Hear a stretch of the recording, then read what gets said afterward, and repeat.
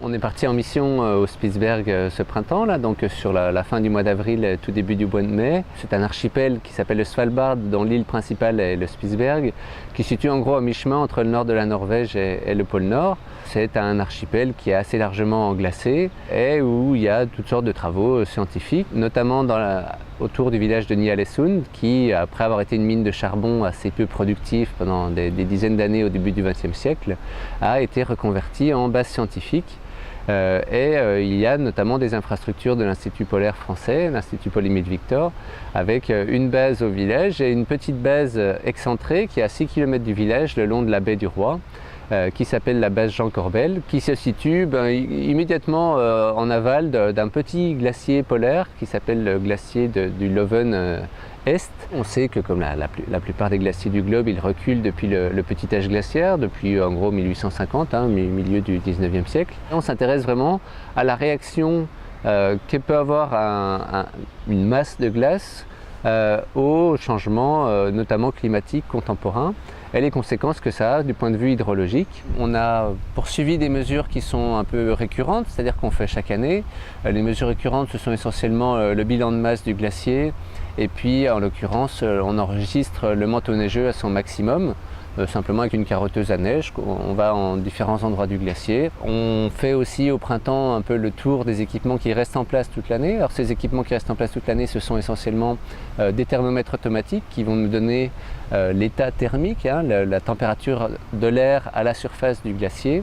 Et on a aussi les appareils photo automatiques qui ont été développés par le laboratoire FEMTO ici à l'Université de Franche-Comté, à Besançon, et qui souffrent un peu, notamment l'hiver, des vents assez forts, des températures, de la condensation, parfois des rennes qui viennent se faire les bois sur le trépied. Et voilà, donc avec ces données-là, on peut savoir très précisément comment se déroule la fonte au fil d'une saison. On peut à ce moment-là croiser les informations de température et le fait que le glacier soit ou non couvert par la neige. Et donc ça nous donne une bonne idée de ce qui se passe au fil d'une saison. Et puis dans les autres mesures qui ont été faites ce printemps, c'était les mesures au radar. Donc c'est un radar pénétrateur de sol qui nous permet de savoir, en parcourant la surface du glacier, à quelle profondeur se situe le sol rocheux. Ça nous permet de modéliser, de visualiser en quelque sorte cette vallée s'il n'y avait pas de glacier, et donc de calculer précisément le volume de glace. Alors sinon, comment est-ce que s'est passée cette mission ? On a passé 2 semaines et demie sur place, le temps est passé très vite. Il y a neigé, il y a beaucoup neigé parfois, ce qui, au printemps, on peut se déplacer en motoneige, ça nous a compliqué la tâche. Les motoneiges peuvent s'enliser, et donc il a fallu faire la trace qui a été recouverte plusieurs fois, il a fallu essayer de l'entretenir.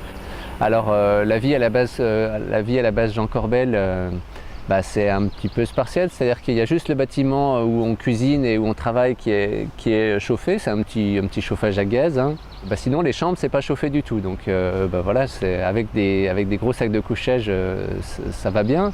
Pour l'anecdote, dans la chambre où j'étais, la neige au sol n'a pas fondu pendant toute la mission. C'est-à-dire qu'à aucun moment donné, il a fait au-dessus de 0 dans la chambre. Donc l'an prochain, on fête les 50 ans de la base Jean Corbel, qui a été fondée en 1963. Et donc cette histoire, cette accumulation de données qu'on a sur un bassin glaciaire arctique, c'est quelque chose d'assez unique, qu'on souhaite continuer. Pour les aspects de suivi sur le temps long, ce qui est quelque chose de finalement assez rare, puisqu'on pense aujourd'hui qu'on connaît tout grâce aux satellites, etc. Mais avoir de bonnes données, ne serait-ce que météorologiques, c'est déjà compliqué, mais avoir de bonnes données en plus glaciologiques et sur le fonctionnement global du glacier, sur son bilan de masse, sur les évolutions annuelles, y compris à échelle fine, ça c'est quelque chose de rare, de précieux, et qu'on essaie de pérenniser et de faire continuer, et que j'espère qu'on pourra continuer à l'avenir avec ce nouveau programme qui devrait s'enclencher, et avec les futurs doctorants, les futurs chercheurs qui viendront faire la 3e, 4e, 5e génération de chercheurs français au Spitzberg.